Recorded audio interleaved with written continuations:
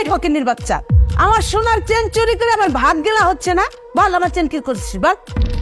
মা, আপনি সব কি বলছেন? আমি আপনার কোনো চেন চুরি করিনি। আবার মিথ্যা কথা বলছিস? শোন, ভালোই ভালোই আমার চেনটা বের করে দে। আর যদি চেন বের না করে দিস তাহলে তোকে আজকে আমি জ্যান্ত খবর দিয়ে দিব। মা, বিশ্বাস করেন আমি সত্যি কথা বলছি। আমি কেন শুধু শুধু আপনার চেন চুরি করতে যাব? কি ব্যাপার মা, এখানে তো চিল্লাচিল্লি কিসের? বৌমা, এই ফকিন্নির বাচ্চা আমার সোনার চেন চুরি করেছে আর এখন বলছে যে ও আমার চেন চুরি করেনি। বিশ্বাস করো আবির, আমি কোনো চেন চুরি করিনি। আমি জানি না মা কেন মিথ্যা কথা বলতেছে। হয়তো কোনো কারণে মা আমাকে ফাঁসাতে চাইছে। ও তাই, মা ফাঁসে যাচ্ছে না? হ্যাঁ, মা ফাঁসে যাচ্ছে। তোমার এত বড় সাহস, তুমি আমার মাধ্যমে মিথ্যা অপবাদ দিচ্ছ না? আমার কি মনে হয় জানো? আমার তো মনে হচ্ছে চেনটা তুমি নিজে চুরি করেছো, আর এখন যখন ধরা খেয়ে গিয়েছো না, এখন দোষটা দিচ্ছ আমার মার নামে, তাই না? জীবনে তো কোনোদিন শুনলাম না যে সোনার চেন চোখে দেখেছো। তোমার বাপ মার তো সেই সামর্থ্য নাই তোমাকে সোনার চেন বানিয়ে দেওয়ার, তাই না? সারা জীবন তো দেখলাম স্মৃতিগণের গয়না পড়েছো। যেই দেখেছো একটা সোনার গহনা, অমনি আর লোভ সামলাতে পারোনি, তাই না? অমনি গহনাটা চুরি করে নিলে। আর এখন যখন ধরা খেয়ে গিয়েছো, দোষটা আমার মার ঘাড়ে চাপিয়ে দিচ্ছ না? আর দোষটা তোমার না, দোষ তো আমার। তোমার মতো একটা ফকিন্নির বাচ্চাকে আমি যে কেন বিয়ে করে বাসায় এনেছিলাম আমি নিজেও জানি না। আর এখন তো নিজের পাপের শাস্তি নিজেকে ভোগ করতেছে না?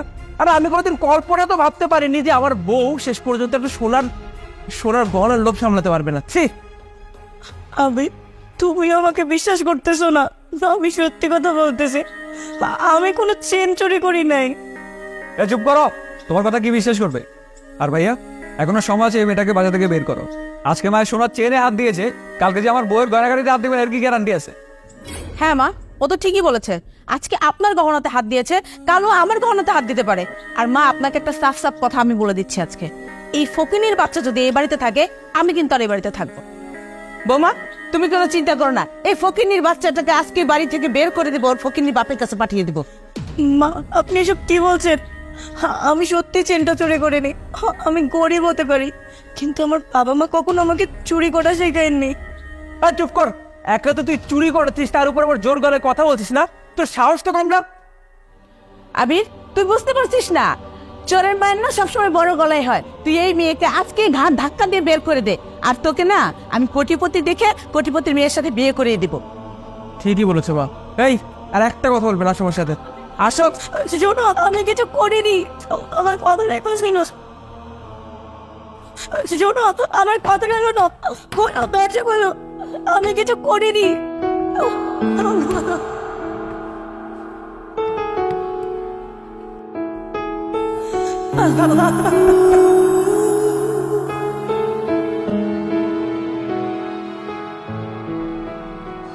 যাক মা, আপদটাকে বিদায় করা গেল। তুমি এক কাজ করো মা, আমি বিয়ে করবো, আমার জন্য কোটিপতি দেখে একটা মেয়ে ঠিক করো। অবশ্যই বাবা, তুই কোনো চিন্তা করিস না। ম্যাম, আসবো? মাইশা, তুমি? ভিতরে আসেন।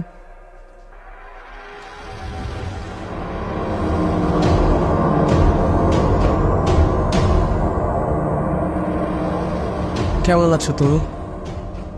আমি কেমন আছি সেটা জিজ্ঞেস করার আপনি কে? মাইশা, আমাকে তুমি ক্ষমা করে দিও। আসলে সেদিন তোমার সাথে আমার ওই ব্যবহার করাটা মোটে উচিত হয়নি। কিন্তু বিশ্বাস করো, আমিও না নিরুপায় ছিলাম। আসলে বাসার সকলের কথায় বাধ্য হয়ে অনেকটা তোমার সঙ্গে এই ব্যবহারটা আমাকে করতে হয়েছিল।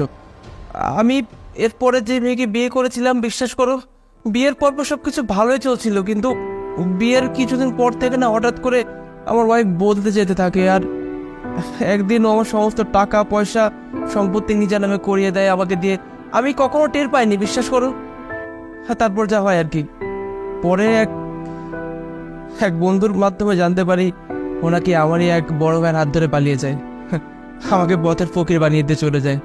ওই যে কথা আছে না, কাউকে কষ্ট দিলে সে কষ্টের শাস্তি আল্লাহ পৃথিবীতে বেঁচে থাকাকালীন দিয়ে দেয়। আমার সাথে সেটাই হয়েছে। তোমার কাছে তো আসলে ক্ষমা চার মুখও আমার নেই, কী করবো বলো।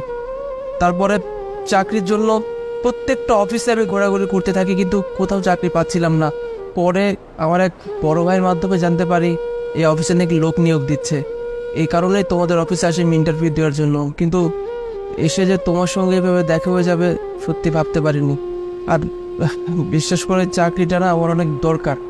একটা সময় তো তোর সঙ্গে আমার একটা সম্পর্ক ছিল, তাই না? প্লিজ আমাকে তুমি ক্ষমা করে দাও না। আমাদের মাঝে সেদিন যা হয়েছিল সব কিছু আমরা ভুলে যাই। আমার এই চাকরিটা না খুব বেশি দরকার। আমি তোমার কাছে হাত জোর করে অনুরোধ করছি, এই চাকরিটা আমাকে দাও না মাইশা। আসলে কি একটা কথা জানো আবির, সৃষ্টিকর্তা ছাড় দেন কিন্তু কাউকে ছেড়ে দেন না। সেদিন আমিও তোমাকে কেঁদে কেটে অনেকবার বলেছিলাম যে আমি এই কাজটা করিনি, তোমরা ভুল করছো, কিন্তু তোমরা ইচ্ছে করে মিথ্যা অপবাদ দিয়ে আমাকে বাসা থেকে তাড়িয়ে দিয়েছো। আর আজকে তুমি আমারই অফিসে ইন্টারভিউ দিতে এসেছো। দেখেছো আবির, একেই বলে নিয়তির খেলা। আজকে আমি সেই অভিমান থেকে তোমাকে বলছি, আমার অফিস থেকে এই মুহূর্তে বের হয়ে যাও, না হলে কিন্তু আমি দারোয়ান ডেকে ঘাড় ধাক্কা দিয়ে তোমাকে বের করে দিব। মাইশা আর একটা সুযোগ দাও না আমাকে। কি বলেছি শুনতে পাওনি? Get out.